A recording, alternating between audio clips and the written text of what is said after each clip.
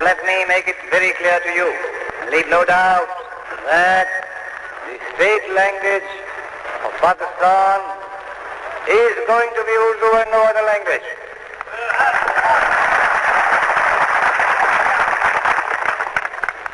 And anyone who tries to mislead you is really the enemy of Pakistan. Without a state language, no nation can remain tied up solidly together and prosper. Look at the history. Every government has got to have some state language. Therefore, so far as the state language is concerned, Pakistan's state language shall be Urdu. Now, we've just gone past August 1947. And so the next question that I have, Yasser, will be a little sensitive, and I do hope that I'm able to word it properly because of the sensitivity of it with regards to East Bengal, East Pakistan and Bangladesh. As you know that Mr. Jinnah had arrived in Dhaka in March 1948, and he had a speech given where he mentioned that Urdu would be the only state language of Pakistan. And so that kind of had some repercussions, as you know, it led to the birth of the Bengali language movement, and perhaps that was the seed that germinated into Bengali nationalism, which by 1971 ultimately led to the secession of East Pakistan and the birth of Bangladesh. And so my question to you would be that how do we best understand what Mr. Jinnah's 1948 speech was about? And how do you look at it as a historian? What was Mr. Jinnah trying to say, and how was it interpreted by the people who were listening to it? I think it's important to, and this is something that's usually missed out, it's important to say that it was state language, which is the lingua franca. Jinnah was not saying it was a national language. He said, and this is a position that, by the way, was kind of dictated to Jinnah. I think Liaquat Ali Khan, I was reading in one of the Constituent Assembly debates, Liaquat Ali Khan's position was that anyone who's trying to create this issue is actually trying to harm Pakistan. So pretty much the whole narrative of, if you say this, you're a fifth columnist and that sort of thing. And Jinnah kind of ran with it. You see, it was not just, so his problem, I think, was that, I mean, on a logical plane, I mean, you're looking at it from, sort of state formation business. You're like, okay, fine, there should be one state language, which would be the official language, which would replace English language. And that might as well be Urdu, because that's kind of understood by the elites everywhere.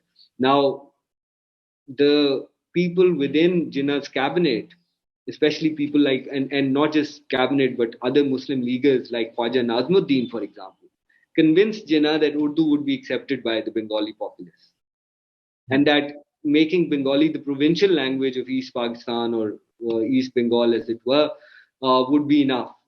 So I think pretty much that is where Jinnah was coming from. Because remember now, for example, Pakistan is a federation, and Punjab is the largest province in Pakistan. It has, it's not just the largest province, it's the largest population as well. 52% of the country is Punjabi.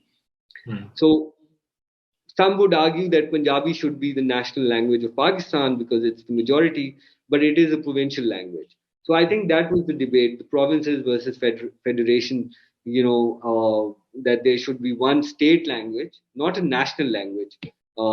And there would be provincial languages for each province, as it were. And that is what Liaquat Ali Khan, that was the position that Liaquat Ali Khan took in the Constituent Assembly. Jinnah went to Dhaka and just defended that policy, which was already in place in Karachi, the capital.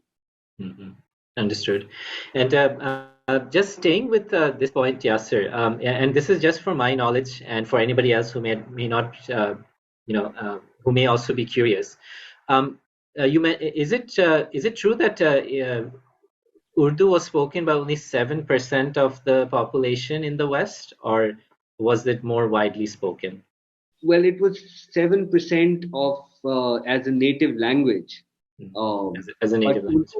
Urdu is understood. I mean, you see, if you think about it, North India, right from Peshawar to sort of Bengal, Yeah.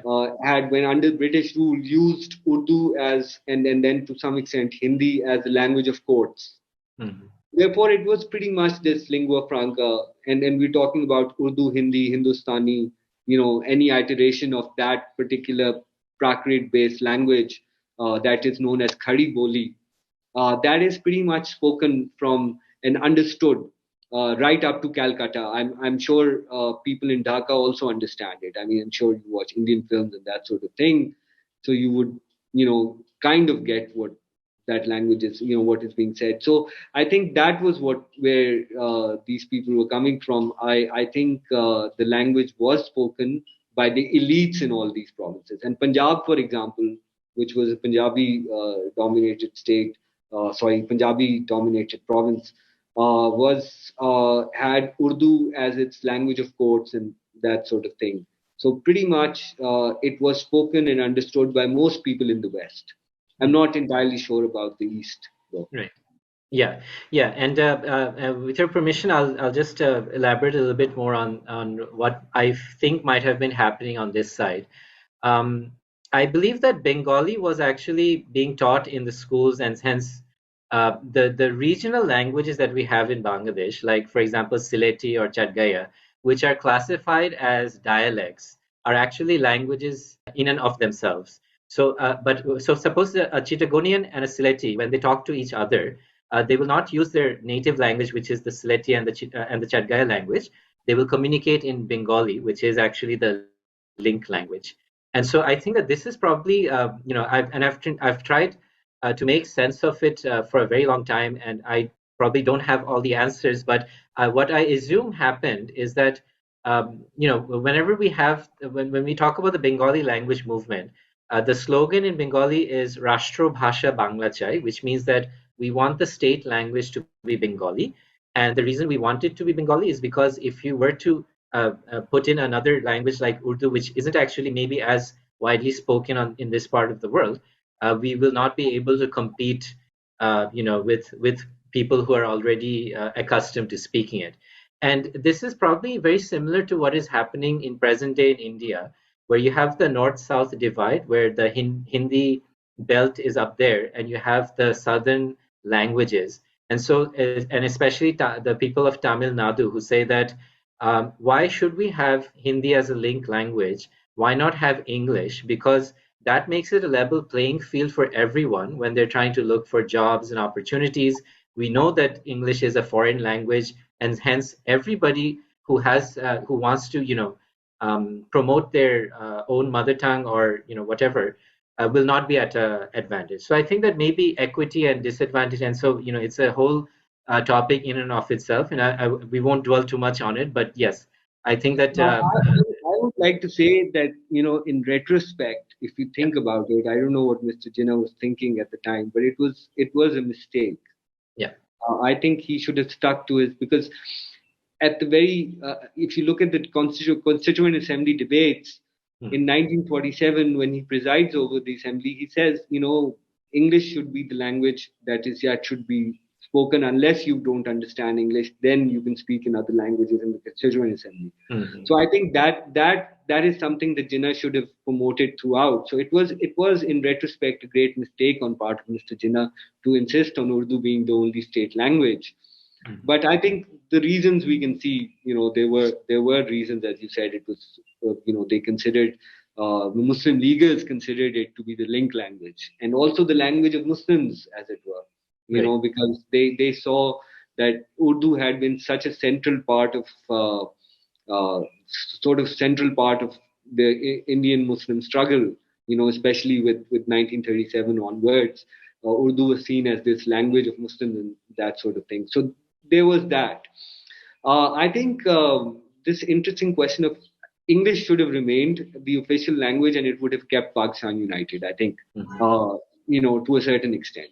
Provided if say, because it was not just the language issue that divided Pakistan and Bangladesh, right? It was also things like systematic economic exploitation and denial of, because in 1965, when Bengalis by and large voted for Fatima Jinnah, as their, and so there was a major sort of So I think that is something that, as far as Pakistan is concerned, I think English language would have served the purpose. But Aga Khan, interestingly, said that Arabic should be the national language of Pakistan. Thankfully, that proposal wasn't accepted. Yes, it would have been interesting to see how that would have worked out. But yes, I do agree with you on perhaps English could have remained as the link language because it would have made it a level playing field for everybody because it wasn't native to anyone, to any one particular community. So yes, so we'll leave the language question at that, Yasser. Thank you so much for your feedback on this, and I really enjoyed discussing this particular question because I know how much it means to our viewers and listeners, in Bangladesh as well as the Bengali diaspora. And I'm quite sure that, this will also be very interestingly received by everybody who's watching us and listening to us from Pakistan.